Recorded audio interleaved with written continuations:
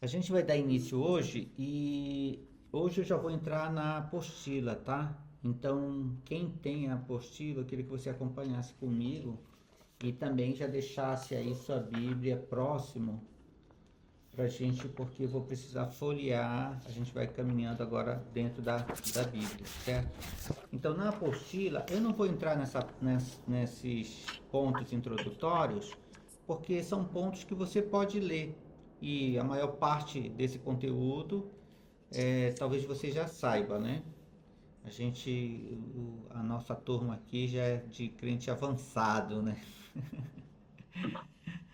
Bem, Então, né? já tá? Então nós temos aí quem era Lucas, quando e onde escreveu, para quem Lucas escreveu, como era o mundo do tempo de Lucas, o que as pessoas pensavam sobre Deus. Tudo isso aqui é um panorama que vai ajudando a gente a construir um cenário para que a gente possa entrar no Evangelho de Lucas com esse cenário. E é como se a gente estivesse participando do que ele está escrevendo. Principais influências filosóficas do período: o estoicismo, epicurismo, platonismo. Por que tudo isso importa? Né? Ou seja, naquele momento em que Lucas está escrevendo, também já existe uma influência, né, da filosofia grega. E essa influência já vem crescendo, já estava dentro do Império Romano, e, e a gente precisa entender para saber, tipo, por que às vezes Lucas escreve daquela forma ou por que ele criou aquele argumento, certo? Isso ajuda a compreender um pouco mais. Lucas, como ler Lucas com clareza? Aí aqui, ao estudar este evangelho, lembre-se, Lucas escreve com precisão histórica, Jesus é revelado progressivamente, o caminho para Jerusalém é o tema, praticamente, é o assunto central, a caminhada dele para Jerusalém. O discípulo exige, ele exige do discípulo, né? O discípulo exige resposta prática. Os marginalizados recebem atenção especial. Então, no Evangelho de Lucas, você vai ver que as pessoas que são desfavorecidas na sociedade, elas recebem uma atenção especial no Evangelho de Lucas. O Espírito Santo atua continuamente. É muito bom perceber que Lucas escreve o Evangelho e nós vamos ter também Atos, que complementa, né, todo esse conhecimento de pesquisa e conhecimento histórico que se juntam em Lucas e Atos. Na verdade, se você ler Lucas e logo em seguida Atos, você já vai ver que parece que você passou de um para o outro. Eles, como um quebra-cabeça, eles se encaixam, né, em transição. O significado de filho do homem em Lucas é muito importante entender isso aqui, porque no Evangelho de Lucas, ele vai ter uma conotação de apresentar Jesus como filho do homem, que é uma referência à profecia de Daniel capítulo 7. É como se Lucas estivesse mostrando que o próprio Jesus se identifica como sendo o filho do homem descrito em Daniel 7. Ou seja, a gente está dentro do evangelho e lembra que às vezes tem algo que está lá fora, igual como a gente imaginou naquelas cenas do galo, né? Sempre tem um detalhe que está lá fora. E então, vale a pena depois dar uma olhada porque está se cumprindo em Jesus. Lucas vai usar esse argumento para poder fortalecer a ideia de quem Jesus é. Lembra que todas as vezes que alguém escreve sempre tentando defender um posicionamento ou mostrar um ponto de vista, e aí ele vai usar alguns argumentos para defender aquilo. E a gente fala isso naturalmente. Isso faz parte da linguagem humana. Só que como a gente não estuda, a gente apenas entende e não consegue separar os argumentos que estão sendo mostrados. Por exemplo, dentro de casa o tempo todo a gente está falando. faz desse jeito. Porque se você fizer desse jeito, olha, vai ser melhor por causa disso, disso e disso. Ó, você colocou um ponto e defendeu com argumentos. Você tem que comer mais verdura. Porque ó, o seu corpo é feito do quê? Como é que suas células vão se alimentar? Percebe que você cria uma questão para levar a pessoa a uma reflexão e depois você mostra os argumentos. Olha, se você comer verdura, comer fruta, vai ser bom para isso, isso e isso. Só que quando a gente está estudando o Evangelho, às vezes a gente apenas se prende aos versículos, aos detalhes. E a minha intenção aqui não é ensinar o que vocês já sabem, no sentido de que eu tenho certeza que você é um leitor da Bíblia, você já sabe ler um versículo, você tem curiosidade sobre um versículo. A minha intenção aqui é trabalhar o macro, o grande, o texto maior. Então, o panorama ou a forma de apresentar para vocês o Evangelho de Lucas agora, ela é dentro de uma perspectiva diferente. Nós vamos analisar blocos e não versículos. A gente não vai fazer uma exegese de texto, que aí eu vou no grego, na palavra, eu vou no grego, a gente vai no grego, procura aquela palavra, vê o que ela significa, a semântica da palavra, isso é o micro. Eu estou dentro da palavra, né? Aí eu vou para o versículo, não, nós vamos trabalhar o macro, o grande, blocos grandes de textos. E a minha intenção não é apenas mostrar para vocês blocos grandes de texto. Eu quero mostrar para vocês que se você quiser e desejar e tiver sede, você pode passar a vida toda estudando a palavra de Deus. Não apenas lendo as histórias que você já sabe, como se tivesse que relembrar, mas aprofundando aquilo que você já sabe, entrando em águas mais profundas. Por exemplo, eu não vou conseguir ir com vocês, a gente viu aqui, né? Olha, Jesus vai ser citado como filho do homem. Então já há uma referência no texto de Daniel, certo? Certo. Se há uma referência no texto de Daniel, se eu quisesse crescer esse macro, né? Ou seja, eu quero pegar um bloco ainda maior de texto do que apenas o texto que está em Lucas, eu teria que ler o livro de Daniel, entender em que momento essa passagem surgiu, o que Daniel estava usando por que ele colocou aquela passagem, qual era o assunto, qual era o entendimento que Daniel queria transmitir naquele momento com aquela profecia. Então eu ia digerir Daniel. Percebeu que isso ia demorar tempo? Uma vez que essa passagem dentro de Daniel ficou muito clara para mim, eu posso voltar em Lucas e perceber que Lucas, quando faz a citação, ele queria fazer alusão a todo um contexto profético que Daniel esclarece. Ou ele propõe. E aí, o argumento de Lucas teria muito mais força. Porque enquanto eu estou apenas lendo que Jesus é o Filho do Homem, citado em Daniel, eu estou lendo isso, não tem força de argumento. É apenas um conhecimento de que usou uma profecia. Mas quando eu estou dentro do livro de Daniel, eu tenho toda a força de argumento e construção que o próprio Daniel está fazendo quando escreve o seu livro. Então, aquilo me enche. Eu tô com conteúdo. É como se eu pegasse você e você fosse comigo dentro de uma história. E ali a gente fosse vivendo aquela narrativa e aquilo vai mexendo com a gente. É por isso que ele falou isso, e é por isso que aconteceu isso. Nossa, que palavra diferente, olha que interessante. A gente vai se enchendo. Se eu estou cheio daquela força do conteúdo do livro, quando eu venho para Lucas e percebo a citação construída ali, eu sei o que o autor quis dizer. É mais forte. Só que a gente não vai fazer isso, eu não tenho condições, a gente levaria muito tempo para fazer isso. E não é só essa passagem, ele vai usar outras passagens referentes aos profetas. O que eu estou querendo mostrar para vocês é a escada da ampliação do conhecimento de Deus. Ou seja, eu conheço o versículo, eu conheço agora a microperícope, eu conheço a perícope, a macroperícope, e eu descubro que dentro da macroperícope eu tenho várias que vão formar apenas o conceito do livro.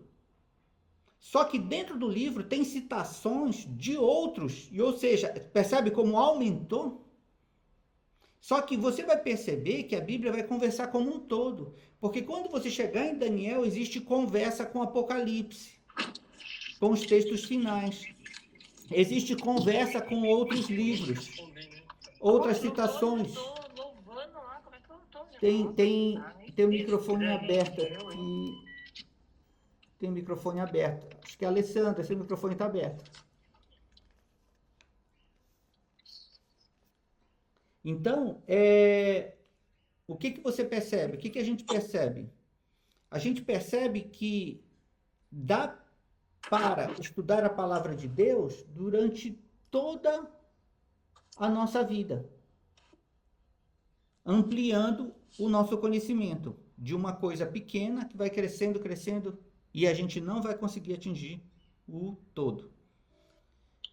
Minha proposta é apenas mostrar que existe o caminho.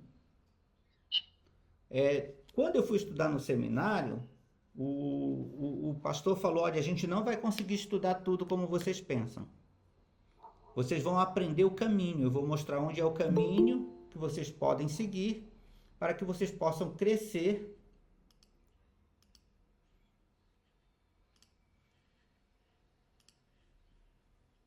Eu vou apenas mostrar para vocês o caminho para que vocês possam crescer.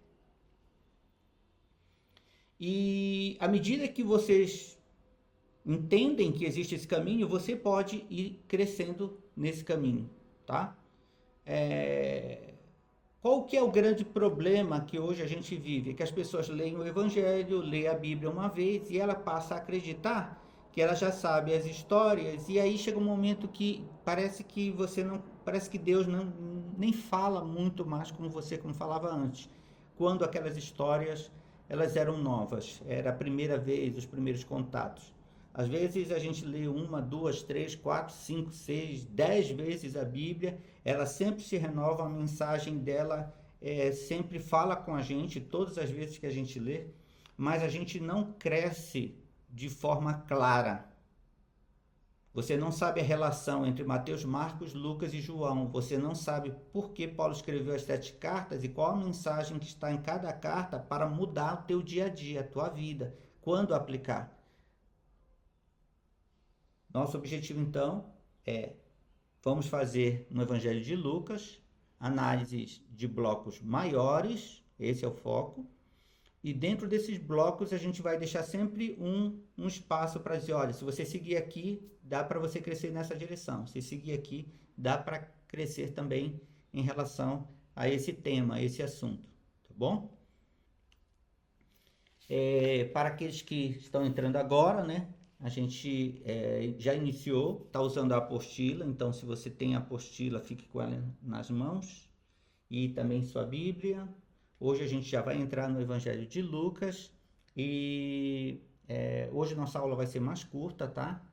Porque eu vou ter um compromisso, então vou precisar terminar umas 9h30 mais ou menos. 9h30 mais ou menos. E também queria lembrar vocês que tem uma ligação que eu estou aguardando, que ela tem uma certa urgência. Então, se eu receber essa ligação, eu vou precisar dar uma pausa no estudo por alguns minutos. Tá bom? Ok, então vamos aqui na apostila ainda, o significado de filho do homem. Aí eu coloquei na apostila aqui uma tabela, onde eu coloquei aqui morfema, palavra, frase, parágrafo, microperícope, perícope, macroperícope, livro bíblico, o corpus do autor, testamento e o cânon bíblico. Ou seja, eu coloquei aqui uma ordem onde existe uma ordem crescente de significado. Então, morfema é a menor parte da nossa língua com um significado. Aí uma palavra já cresceu um pouco. eu já tenho um significado completo numa palavra. Aí eu vou para uma frase, para uma oração, aumentou o significado. Aí eu vou para o parágrafo, aumentou o grau de significado. Minha ideia aqui nessa tabela é apenas mostrar para você que existem graus de significados que vão crescendo. Pastor, o que é isso? Lembra que eu fiz uma preparação para vocês entenderem esse momento? É a história do galo. O galo, a crista do galo, apenas a imagem parcial do galo, e foi crescendo, crescendo, crescendo, sendo que cada imagem ela pode ser interpretada e pode ter um significado dentro do seu limite. A chance de errar é grande quando eu não entendo o posterior. Quando eu passo do macro para o micro, fica mais fácil entender. Se eu estou no pequeno e quero ir para o grande, a chance de errar é muito alta, certo? Muito bem.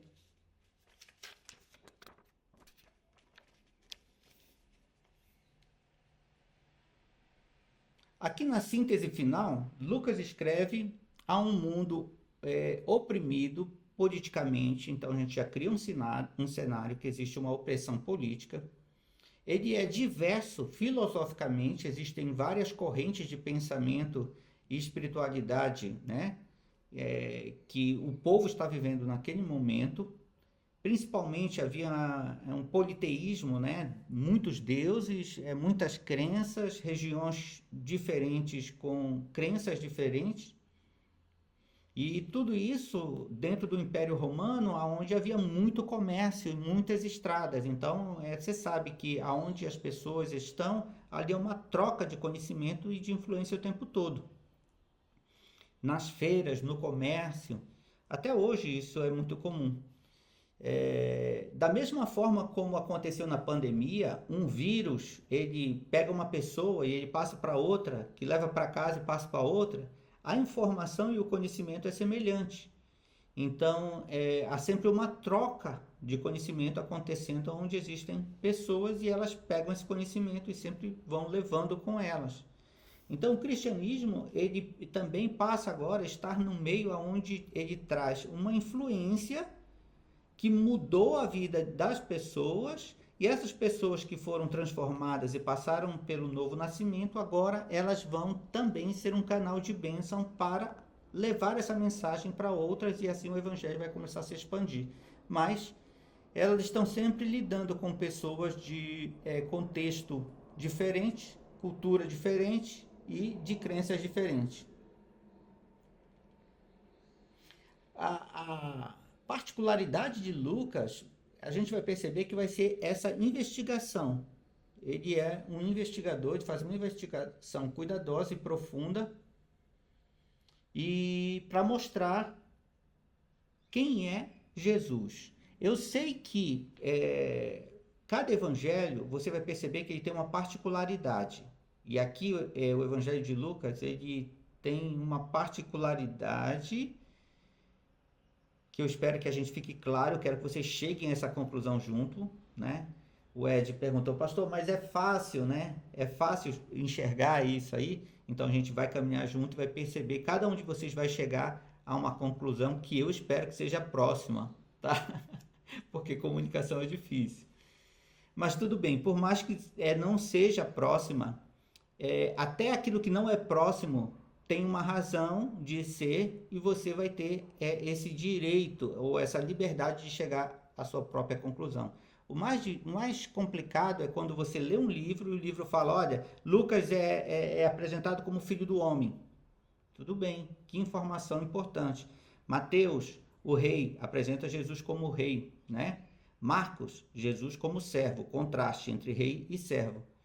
Lucas como filho do homem e João como filho de Deus. Tudo bem, se são 4 perspectivas, eu já aprendi. Agora, como é que os comentaristas chegaram à conclusão que Mateus apresenta ele como rei?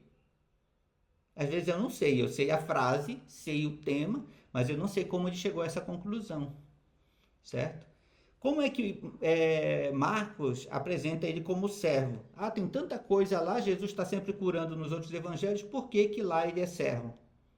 Lucas, filho do homem. Por que que ele é filho do homem em Lucas e filho de Deus em João? Tudo isso fala de uma análise de um texto maior do livro como um todo e eles vão chegar a um tema central que vai descrever o livro. Meu propósito com vocês é caminhar para ver se a gente chega à nossa conclusão sobre o que o livro trata. A nossa conclusão. Depois que a gente chegar à nossa conclusão, a gente vai entender por que que ele chegou àquela conclusão. Tá? Níveis de texto para análise bíblica, né? Regra de ouro do exegeta. E aqui tem algumas orientações para vocês. O significado flui do maior para o menor. A ideia é que quanto mais conhecimento eu tenho do macro, melhor fica entender o versículo. Quanto menos eu entendo o macro, que é o texto como um todo, mais fácil de eu chegar a uma conclusão errada sobre o versículo. Sempre interprete a palavra à luz da frase e a frase à luz do parágrafo, a perícope à luz do livro e o livro à luz de toda a Bíblia. Existe uma conversa tão grande, por isso que eu falei para vocês, né, anteriormente. Existe uma conversa tão grande entre o novo e o antigo que conhecer a Bíblia é um projeto para a vida inteira. Só de fazer a análise de Levítico junto com Hebreus, você vai levar anos. Eu tirei um ano para me dedicar mais à carta aos Efésios e eu falo para vocês, eu ainda não parei Efésios. Aí eu sempre me pergunto, eu falo, nossa Senhor, eu estou estudando outras coisas dentro da Bíblia, mas tenho percebido tanta riqueza aqui, quanto mais eu cavo, mais eu encontro. Aí eu falo, nossa, se uma carta está me levando tanto tempo, como é que seria? Não vai dar tempo de estudar tudo. Não vai dar tempo. Só que é muito bom quando alguém te orienta. Eu tenho aprendido porque pela graça de Deus, né? Eu acho que os meus professores me deram o caminho, mas eu tenho aprendido por estar sempre investigando e procurando e porque Deus me concedeu eu acho que essa graça, esse dom de querer entender. E aí, irmãos, eu percebo que, nossa, tinha que ter começado muito antes. Não vai dar tempo. Microperícope. Na apostila, você tem aqui um modelo sintetizado. Eu não vou entrar na microperícope porque não é a intenção do nosso estudo. A gente vai demorar muito se entrar nela. Eu deixei ela aqui para que você pudesse fazer uma pesquisa. Por exemplo, eu queria entender qual que é a menor porção que há dentro desse texto e eu estou meio confuso. Então, você pode vir aqui tomar como base e você ir observando as menores unidades de sentido completo que o texto tem. E aí eu deixei elas aqui para você fazer uma pesquisa, mas não é o objeto principal do nosso estudo. Então vamos chegar na macroperícope. Agora você pode abrir sua apostila aí na macroperícope. Quem não tem a apostila, é só baixar pelo WhatsApp, tá? Tá no nosso grupo, ou se você tem contato com algum dos irmãos do grupo, você pode pedir para ele compartilhar com você, tá bom? Macroperícope. Então, o nosso objetivo agora é ir para dentro do texto, analisar ele como um bloco grande de texto, não com detalhes. A gente não vai entrar nos detalhes. A não ser que sejam relevantes para entender o macro. Se for relevante, o meu professor, quando foi na aula de hermenêutica, ele disse o seguinte, ele fala assim, mas imagina só, Jesus, você vai estudar a passagem que Jesus entra no barco e ele pede para afastar um pouco e ele começa então a pregar, né? A falar.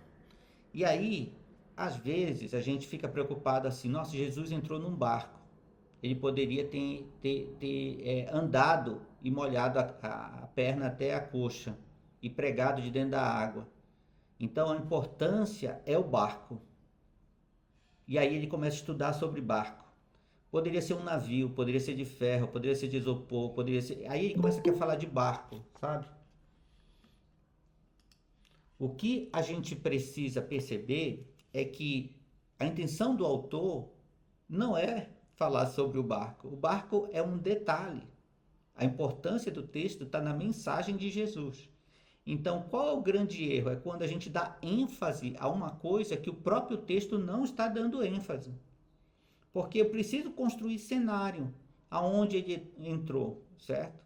E tem gente que faz questão de querer entender coisas que o texto não dá ênfase nenhuma, certo? Então, eu já vi gente falando assim, olha, no Vale do Jaboque, ali Jacó usou uma pedra como travesseiro, né? A pedra é a rocha ela é Jesus. O texto principal não está dando ênfase à pedra. É o que aconteceu entre Jacó e o Senhor.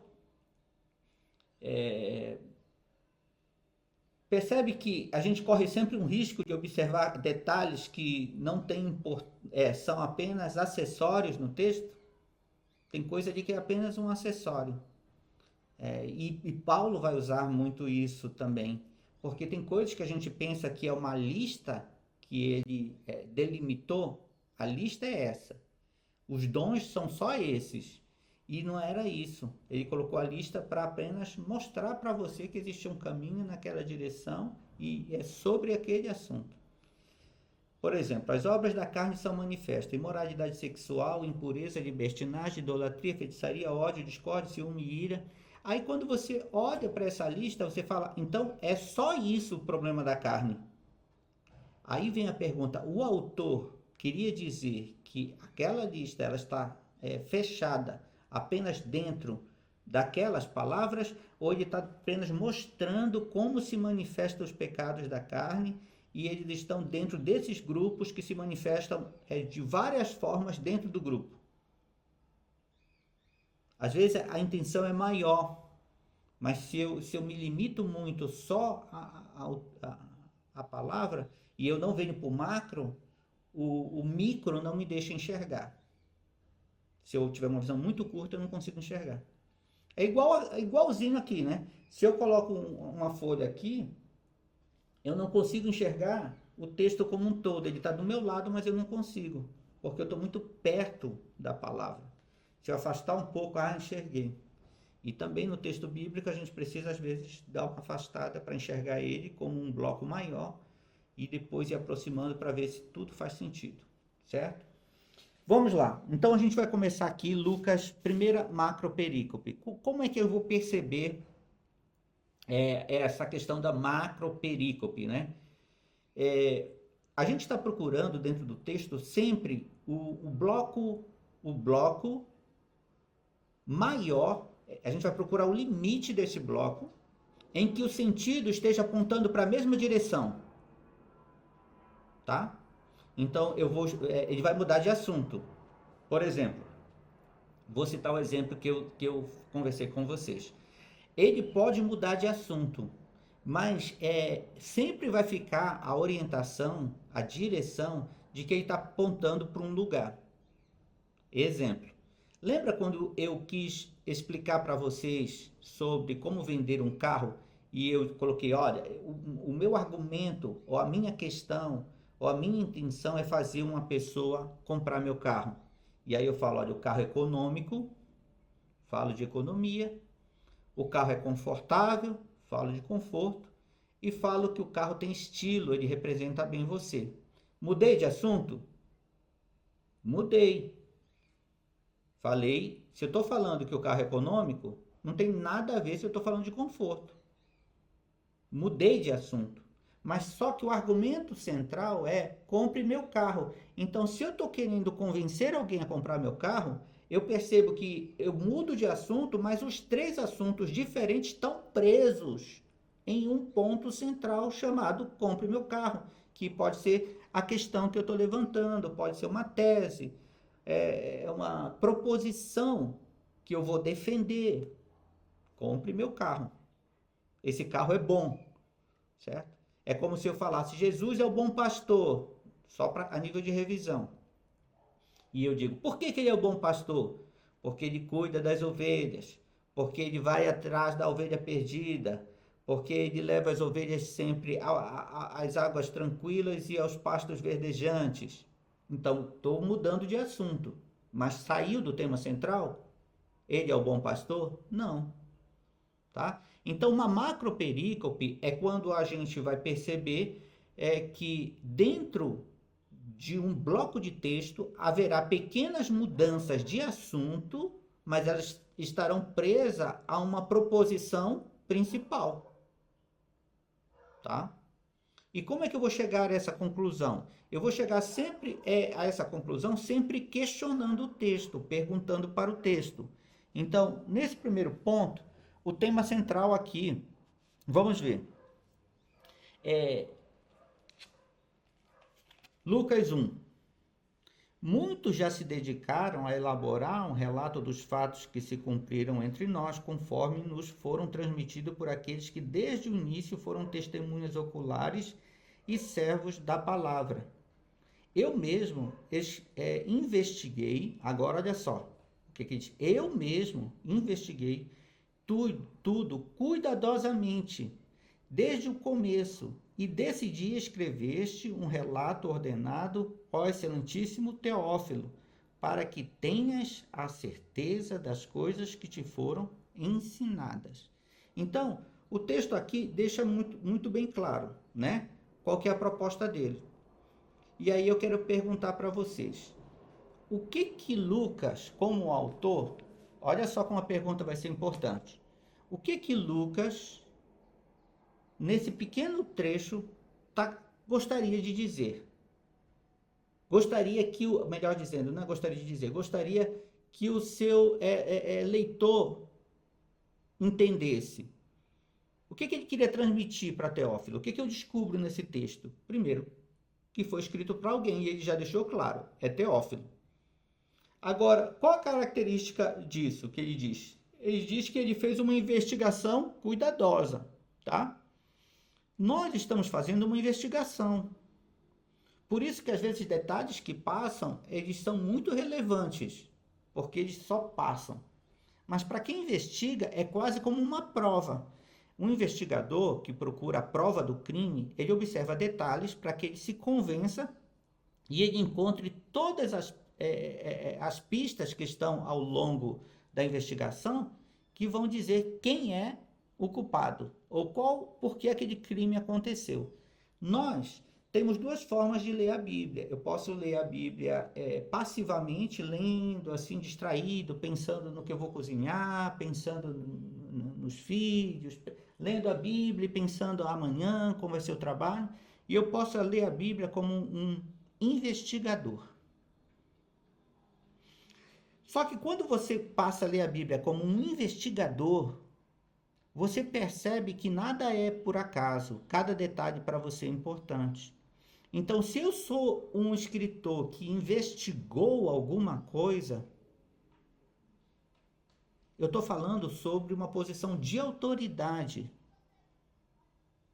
E Lucas, ele está escrevendo desse ponto de um investigador. Olha, eu investiguei investigou de qualquer jeito? Não, ele faz questão de dizer, eu investiguei cuidadosamente, tá? Muito bem, eu estou dando uma ênfase nesse começo. Vejam só, eu não estou trabalhando com a macro aqui, eu estou dentro do micro, eu estou investigando, olhando mais ou menos o que o texto está querendo me dizer. Mas aí eu faço uma pergunta. Se nós pudéssemos resumir isso, o que esse texto está querendo me dizer? O que ele está querendo falar? Me ajudem.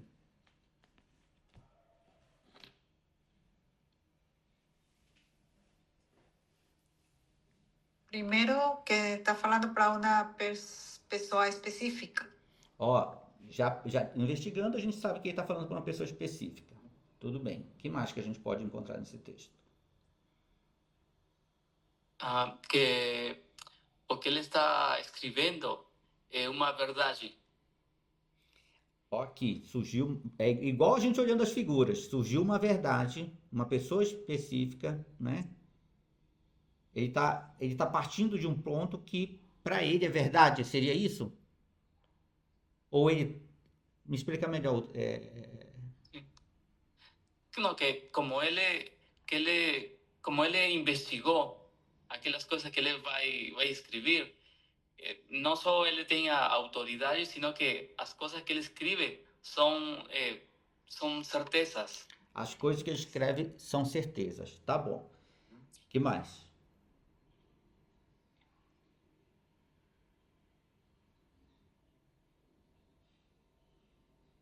Vou dar um salto aqui, tá? Pra gente ir ganhando tempo. Se eu tivesse na tempo e tivesse no seminário, a gente ia ficar cutucando o texto para aparecer mais coisas. Mas assim, vamos tentar resumir isso em uma palavra. O que ele quer transmitir?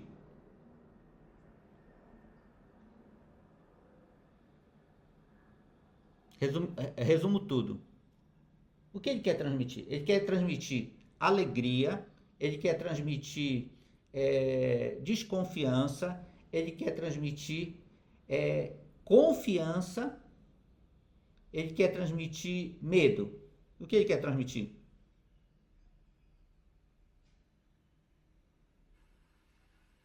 Acho que confiança.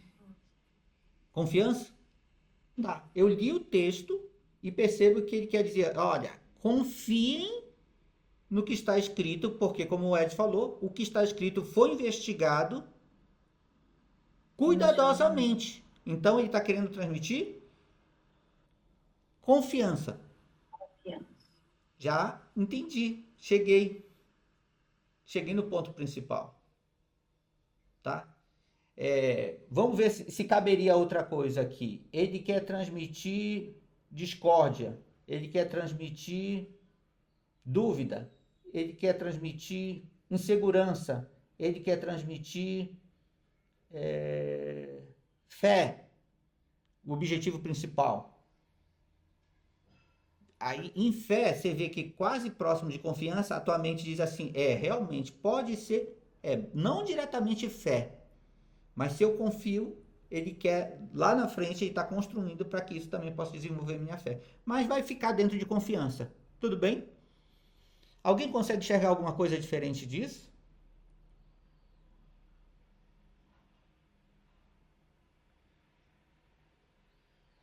Acredito que ele está criando um contexto para chegar a um ponto final, digamos assim. Ele está criando um ambiente, uma situação para chegar a um ponto, ao ponto que ele quer. Sim, mas resumindo Querendo isso, que ponto é esse que ele quer? Ele Nesse quer texto só chegar, apenas. Depois ele vai quer, somar.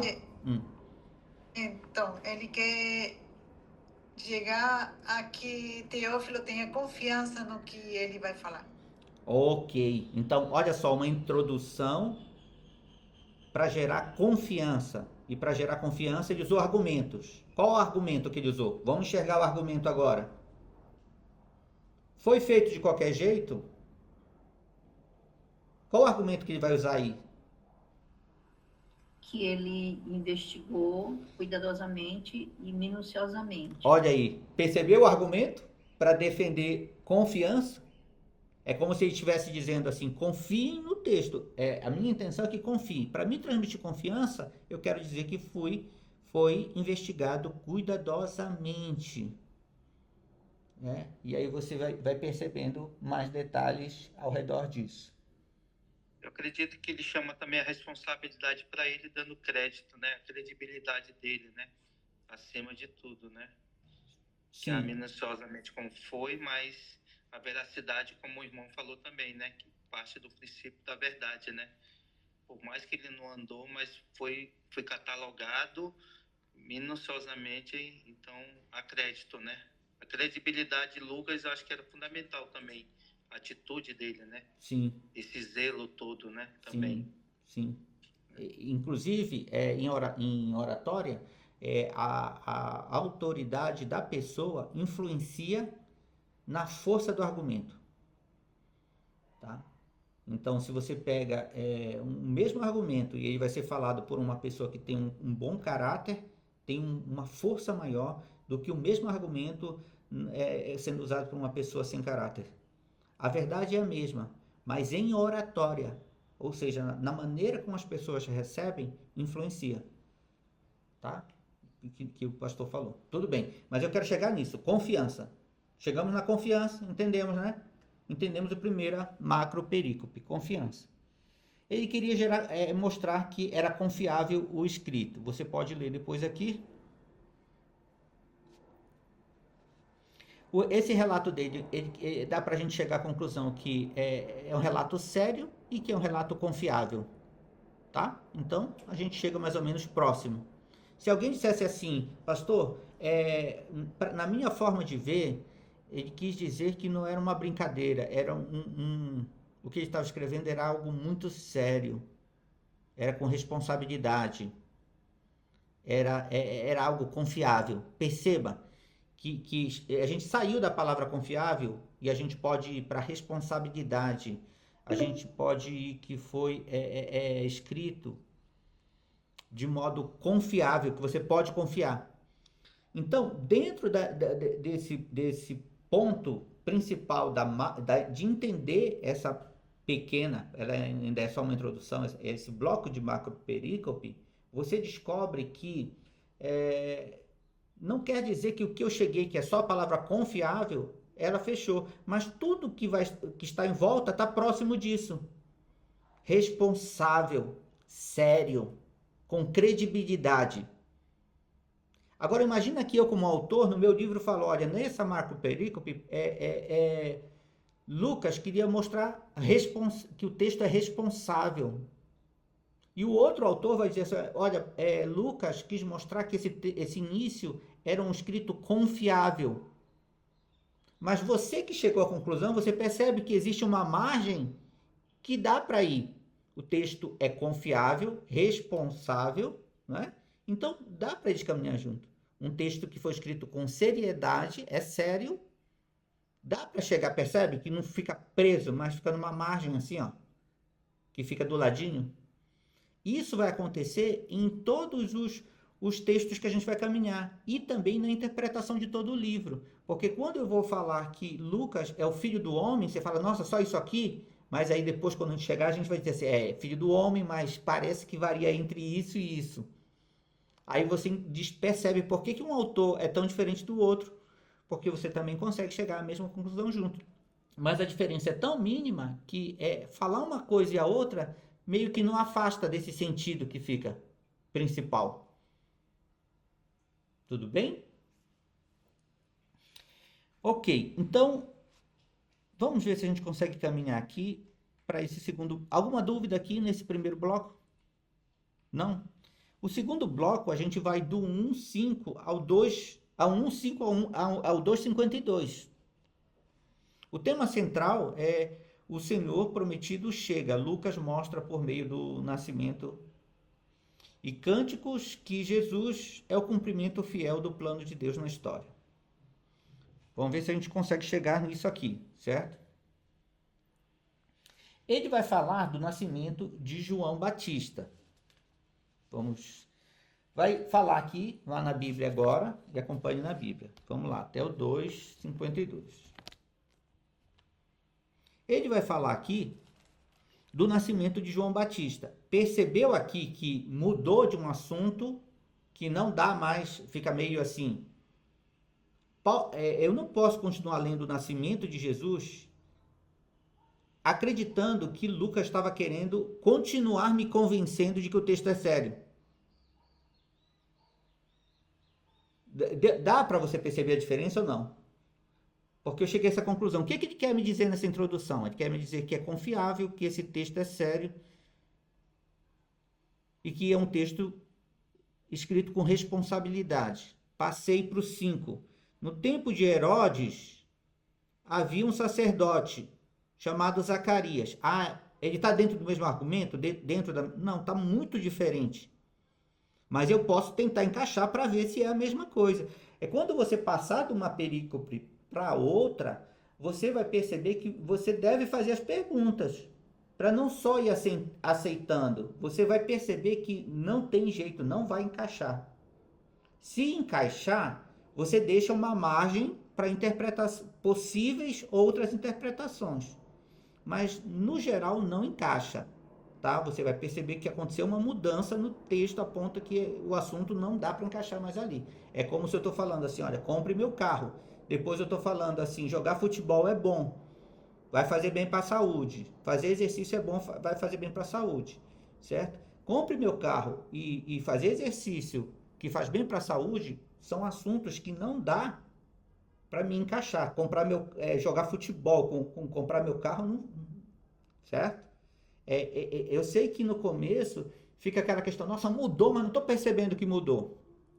Fica aquela dúvida. Então você vai fazer perguntas e as perguntas vão te ajudar a perceber se está dentro da mesma perícope ou não. Nesse caso aqui, nascimento de João Batista, né? E aí ele começou a contar a história. Já deu. Algum de vocês tem dúvida em relação a essa transferência de mudança de assunto aqui? Ou tá tudo bem? Deu para perceber que o assunto é outro e que o tema principal é outro? Pastor, bem no começo ele está falando que na NBI, né? Sim. NBI está falando que ele decidiu escrever o livro ordenadamente, né? Ordenadamente, acredito que seja, ele precisa usar o contexto, né? Precisa usar os dados, talvez que não acompanham, que não tem nada a ver com jogar futebol e o carro, para poder falar depois e entender o todo, né? Exatamente. Ou seja, ele não foi escrito. Qual que é o grande problema que a gente tem e o novo convertido tem? É que quando ele lê a Bíblia, ele acha que são pedaços soltos. Ele não consegue juntar. É tipo assim, como um quebra-cabeça. A pessoa pega assim e joga um quebra-cabeça, aí você olha, nossa, olha que peça bonita. Aí você pega, nossa, olha que peça bonita, olha que peça bonita. Mas você sabe montar ela? Não sabe montar o quebra-cabeça. E então a gente tem retalhos de um conhecimento que não faz sentido como um todo. É por isso que faz pouca diferença na nossa fé. Porque uma fé solidificada é uma fé que começa a se estabelecer sobre argumentos que conversam e que te convencem. Só que eles estão soltos, eles não conseguem convencer muito. Fica aquelas dúvidas na cabeça e atrapalha seu crescimento em Deus. Pastor, será também porque quando a Bíblia que nós temos agora, ela como se fala? Originalmente ela não foi escrita com aquelas separações, com aquele título dos versos, tipo dos perícopes. Até aqui, quando você começa a estudar, você vai ver que esses títulos que tem na Bíblia, para quem está começando, ele te ajuda. Mas para quem é estudioso, te atrapalha. Aí você fala, por que atrapalha, pastor? Porque ele mostra que acabou. E quando você estuda a perícope, não tinha acabado. E aí a tua mente começa a aceitar que o texto tinha terminado e que você estudou um bloco. E na verdade você não estudou o bloco. Você estudou um trecho que ele cortou no meio porque ele encontrou um sentido completo ali e aí ele fechou num significado. E se não tivesse, como o Ed falou, como antigamente, porque a Bíblia não tinha separação de versículo e não tinha esses temas né, que a gente tem em cada perícope. Como é que você ia ler a Bíblia? Você ia ter que fazer a separação. E aí você dizer, nossa, mudou de assunto. Então, para você, por isso que quem estudava antes se construía um conhecimento muito mais forte, porque ele estudava enxergando quando mudou.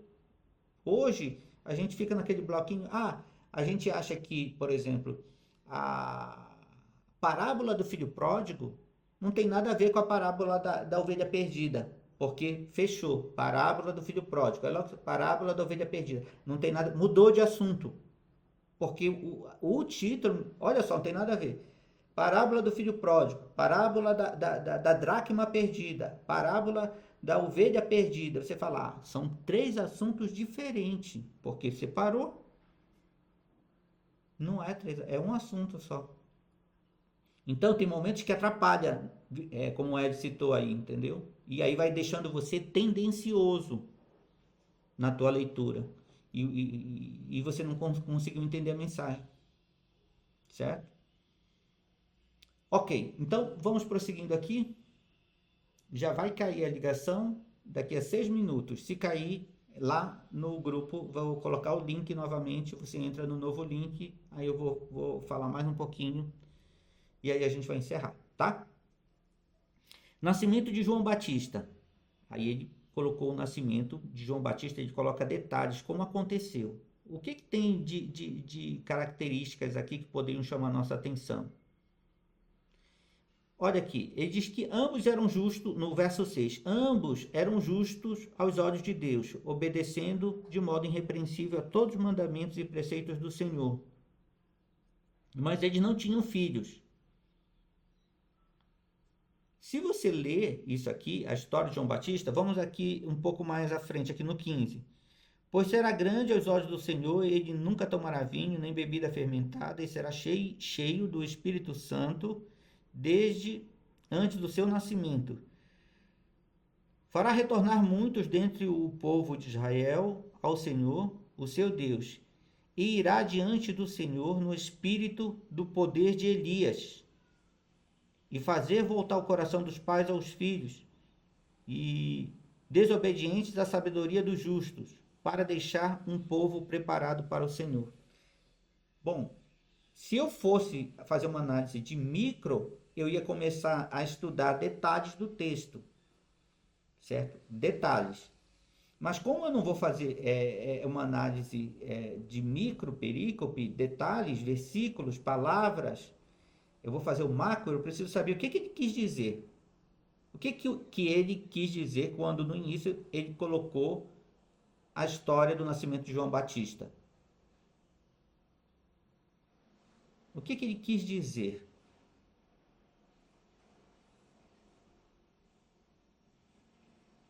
Ele quis dizer para mim que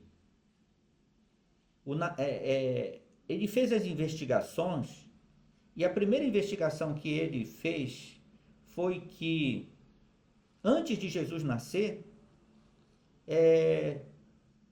tudo estava acontecendo por acaso. Ele quis dizer que não havia um plano e que qualquer pessoa, que de qualquer forma, poderia ter vivido isso aqui. É isso que ele quis dizer? Não. O que ele quis dizer? O que o autor, olha só a pergunta, para entender macro perícope. O que Lucas poderia ter escolhido qualquer argumento para começar. Ele fala assim, eu vou começar dizendo para vocês, como Mateus, Jesus vem da genealogia de Davi. Não. Ele quis dizer que antes de Jesus nascer, alguma coisa. O que é esse alguma coisa? É que as coisas aconteceram por acaso? Vamos lá. Eu sei que às vezes é difícil chegar na palavra. Eu quero chegar na mesma palavra que a gente chegou quando a gente falou na primeira perícope, confiança. Ele quis transmitir confiança. O que ele quis transmitir com essa história aqui? Ele quis dizer creia. Ele quis dizer creia. Qual foi o argumento que ele quis dizer para crer?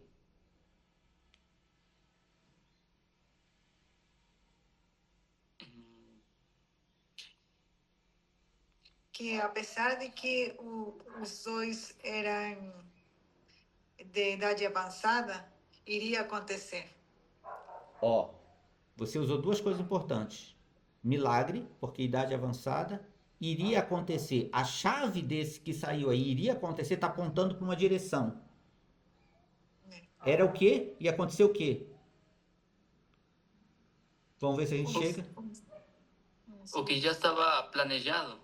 O que já estava planejado. Como eu posso resumir o que poderia acontecer, o que estava planejado? Eu posso terminar aqui, está acontecendo o que estava planejado, ou eu posso usar o quê? Sinônimos. Milagre. Uma verdade. Uma coisa... Hã? Uma verdade. O plano. Está acontecendo um plano. Aonde está esse plano? Quem falou desse plano? Olha só, ele vai dar contexto histórico. No tempo de Herodes, rei da Judéia, havia um sacerdote chamado Zacarias que pertencia ao grupo do sacerdotal de Abias. Isabel, sua esposa, também era descendente de Arão.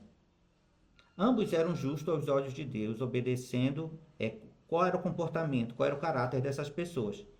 Ambos eram justos aos olhos de Deus, obedecendo de modo irrepreensível a todos os mandamentos e preceitos do Senhor. Mas eles não tinham filhos, porque Isabel era estéril e ambas eram de idade avançada. Então, já mostra impossibilidade, estéril e de idade avançada. Certa vez, estando de serviço o seu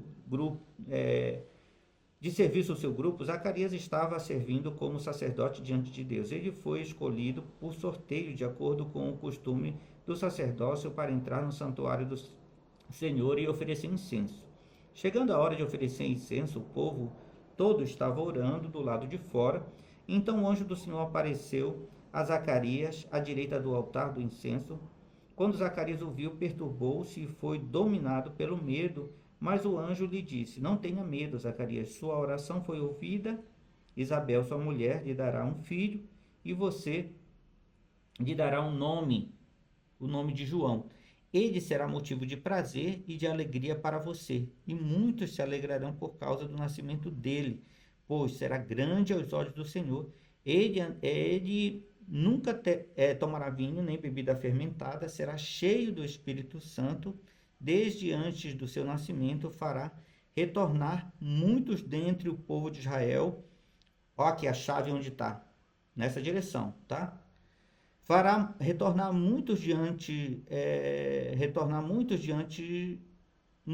dentre o povo de Israel ao Senhor, seu Deus, e irá diante do Senhor no espírito do poder de Elias, para fazer voltar o coração dos pais aos filhos e os desobedientes à sabedoria dos justos, para deixar um povo preparado para o Senhor.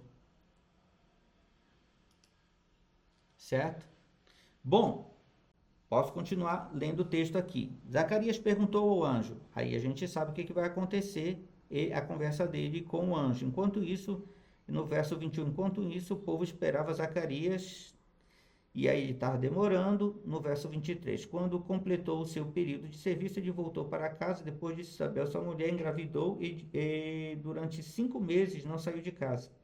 E ela dizia: Isto é obra do Senhor. Agora ele olhou para mim favoravelmente para desfazer a minha humilhação perante o povo. Aí o nascimento, logo em seguida o nascimento de Jesus. Tudo bem. Se a gente está fazendo análise desse texto, a gente quer entender a intenção do autor, o que você já percebe aqui? Primeiro, o que você percebe? Que ele tem uma narrativa, ele conta a história de uma forma muito minuciosa. Quando você comparar Lucas e Marcos, por exemplo, você vai ver como Lucas, a maneira de escrever é muito minuciosa. Ele realmente fez investigação e escreve muito bem. Tá, ele está narrando. Olha, o que é narrar? É contar a história. Ele está contando quem são os personagens. Zacarias, Ana, aí você vê, aliás, Isabel, e o anjo que apareceu, Herodes. Você tem os personagens e a história que envolve tudo isso, certo? Quero entender qual a intenção do autor. O que ele queria produzir com esse trecho aqui.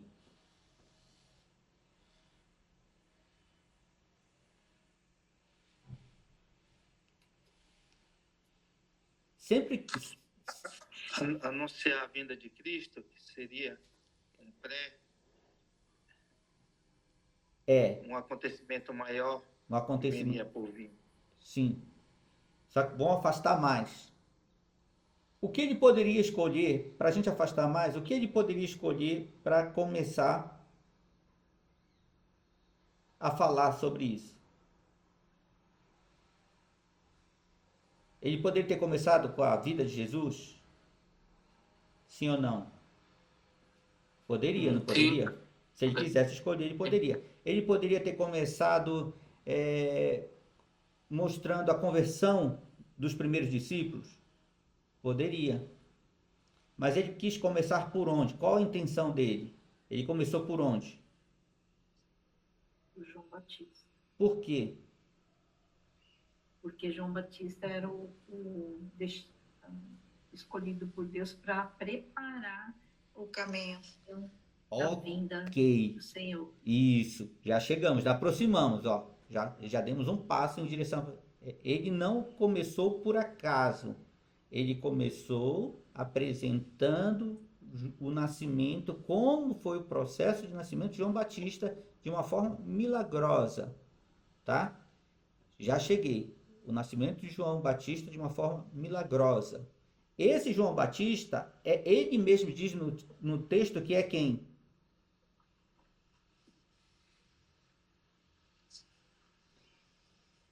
Verso 17. Ele queria primeiro diante do Senhor. Que é aquele que irá converter os corações dos... Mas ele tá no espírito de quem? De Elias. Ah, ok. Novamente aqui, apontando para o Antigo Testamento. Eu tenho que conhecer mais ou menos qual foi o ministério de Elias para entender que ele está dizendo, olha, essa pessoa virá no ministério semelhante ao ministério de Elias. Ele vai confrontar o rei, igual como Elias veio. Tudo bem. Vamos ver se a gente consegue afunilar, chegar a um único ponto. O que ele quer transmitir? Que viria o Salvador. Isso, viria o Salvador. O argumento que ele está defendendo. Isso é o cumprimento. O Ed falou ainda há pouco, chegamos bem pertinho. A gente está chegando pertinho e a gente está descendo de novo. O Ed falou ainda. É o cumprimento do quê? Profecia. Cumprimento de um plano. Cumprimento de um plano. É aqui que está. Eu só vou trocar os nomes agora. É o que o Ed chegou ainda há pouco, né?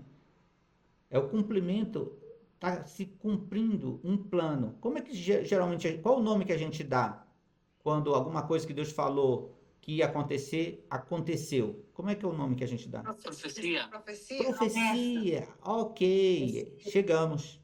Olha, o cumprimento de um plano. Está se cumprindo um plano.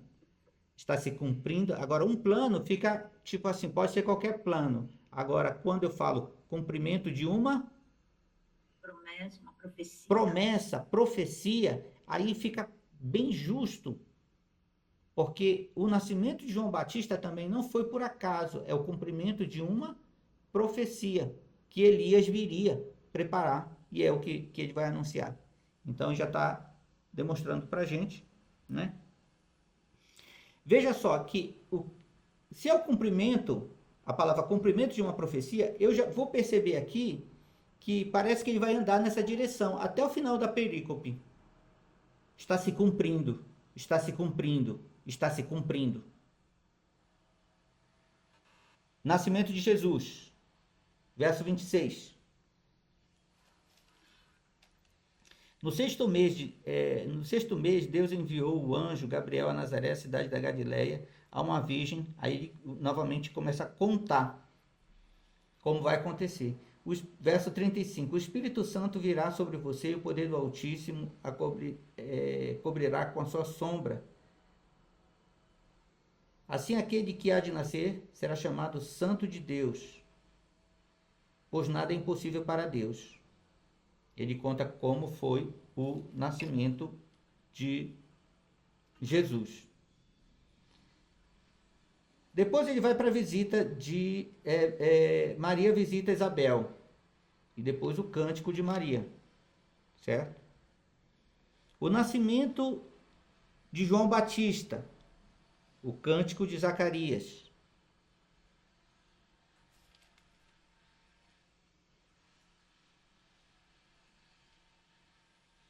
No 2. Naqueles dias, nascimento de Jesus aqui.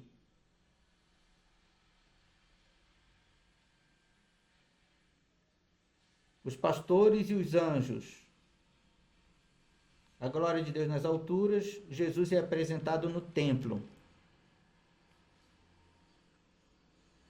Jesus está no templo, né? Agora no 41. E aí a gente chega no finalzinho. Jesus ia crescendo em sabedoria, estatura e graça diante de Deus e de todos os homens. Certo? Pegamos então essa perícope que começou no 1:5 e vai até o 2:52. Qual que era a intenção de Lucas nesse trecho aqui? Qual poderia ser a intenção de Lucas nesse trecho?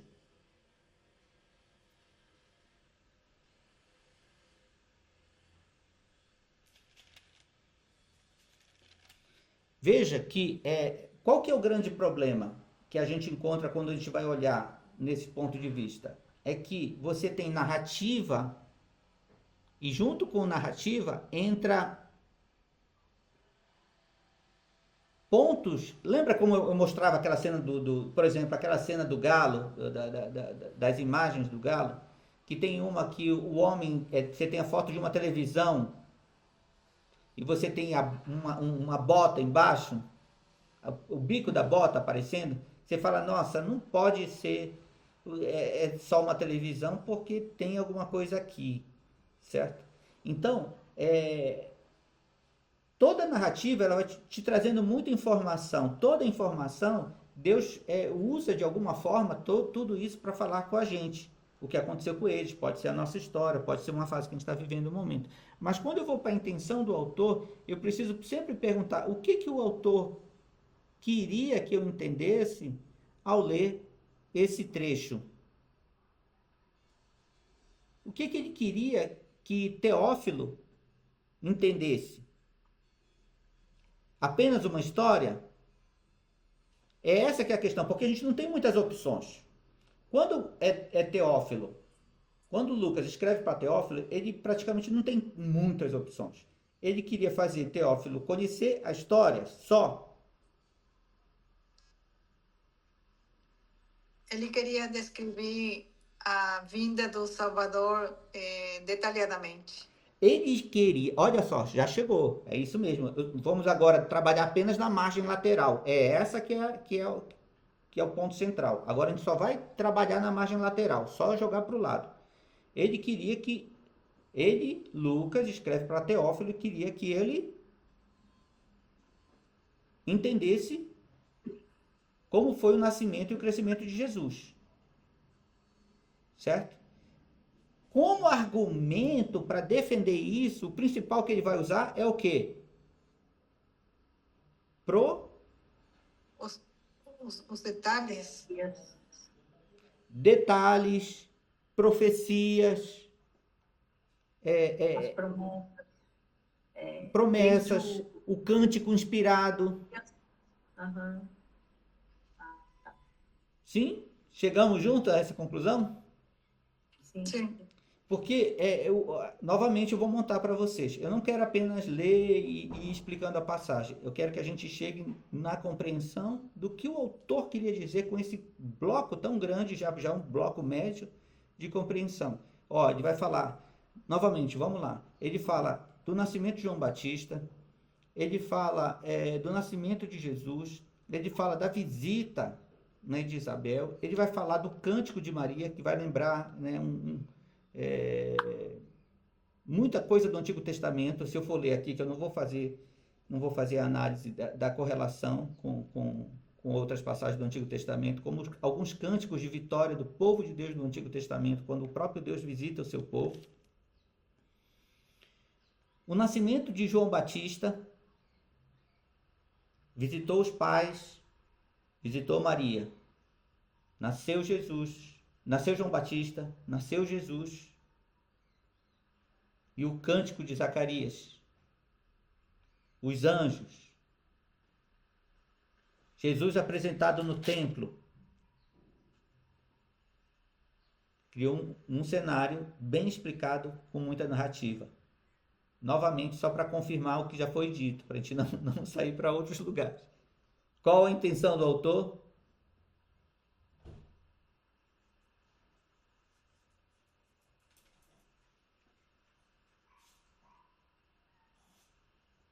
Já esqueceram a intenção do autor? Não, é mostrar a vinda do Jesus descritivamente e veridicamente, né? É verdade, não é uma coisa, não é uma ilusão, não é um conto, Certo. Sim, é realidade. é realidade. Que a vinda do Messias já estava preparada, mostrando cada fato, né? E que isso já estava preparado, que não é um acaso. É o cumprimento de uma profecia. Ok. Da vinda do Messias, Da da vinda do de Jesus. Messias. Ok. E não é uma coisa assim que aconteceu, do nada. Sim. Chegamos juntos até aqui. Já está. Dúvidas? Quais as dúvidas? Ou eu sou um bom professor, ou os meus alunos não estão prestando atenção, porque está surgindo pouca dúvida. A gente vai precisar digerir melhor, digerir mais. Tá bom. Gente, eu sei que é o primeiro contato, assim, como falou, muita coisa nova, né? É uma forma nova de enxergar, talvez, aí o texto bíblico. Geralmente a gente só lê de devocional, a gente está ampliando, está questionando. Tudo é normal o que está acontecendo com vocês, é o que acontece em qualquer turma de seminário. Quando a gente tem um primeiro contato, a gente fala, nossa, mas eu nunca tinha visto dessa forma, nunca me perguntei, nunca li o texto bíblico dessa maneira, tá? Eu só quero mostrar para vocês que quando a gente chega nesse ponto central, pelo menos nessa perícope que ele está querendo mostrar, que é o cumprimento de uma profecia, né? E ele mostra com detalhes que os argumentos que ele mostra, que são a história é cheia de milagre. Então, eu sei que ele está querendo mostrar que não é acaso, está se cumprindo uma profecia na vida de Jesus. Eu vou repetir. Não é acaso, está se cumprindo uma profecia ao nascer uma criança diferente. Isso aqui. Não é acaso. Está nascendo uma criança com uma história que nunca nasceu ninguém igual. Agora aqui, ó. Está nascendo uma criança com uma história que não há outra igual. Argumentos. Vou defender os argumentos agora. Vou encaixar. Esse carro é confortável. Esse carro tá certo? A gente precisa encaixar os argumentos. Bom, para encaixar esses argumentos, que essa criança que está nascendo, ela é especial. Primeiro, é que está se cumprindo nela a profecia que antes do nascimento dela viria alguém no espírito de Elias. Não é uma criança normal que está nascendo. Não é uma criança qualquer. Está nascendo alguém muito especial. E o nascimento até do precursor desta criança foi milagroso. A mãe dele não podia gerar filhos, nem pai. Então foi algo extraordinário e milagroso. Essa criança nasceu para o cumprimento, não foi um acaso. Olha o que aconteceu com ela. E o mais interessante que Maria recebe a visita de um anjo. Não é natural uma mulher receber, qualquer mulher vai nascer uma criança e os anjos estão sempre aparecendo para as mulheres toda vez que ficam grávidas para falar que ela vai ficar grávida. Olha o argumento. É milagroso o nascimento desse bebê. O precursor dele foi milagre. 400 anos de silêncio. Esse precursor, logo em seguida a gente vai ver. Deus está agindo. O nascimento do menino foi milagre.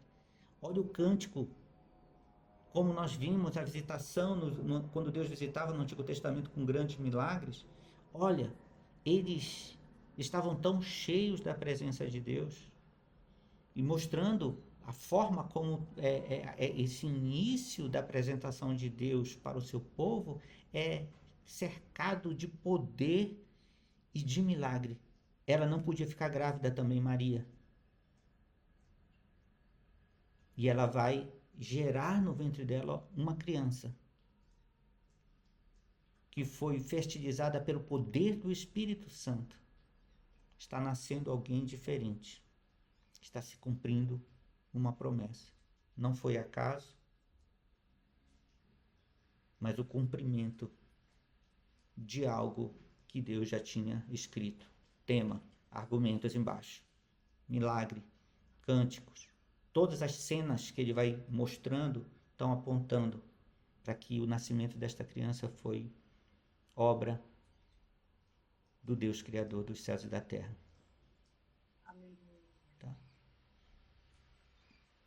Se eu fosse Teófilo, eu dizia, nossa, realmente é muita informação. Essa criança, ela é diferente de todo ser humano que já pisou nessa terra. Chegamos à conclusão juntos? Amém. Amém? Então vamos encerrar por aqui. Deus abençoe a todos, tá? Até semana que vem.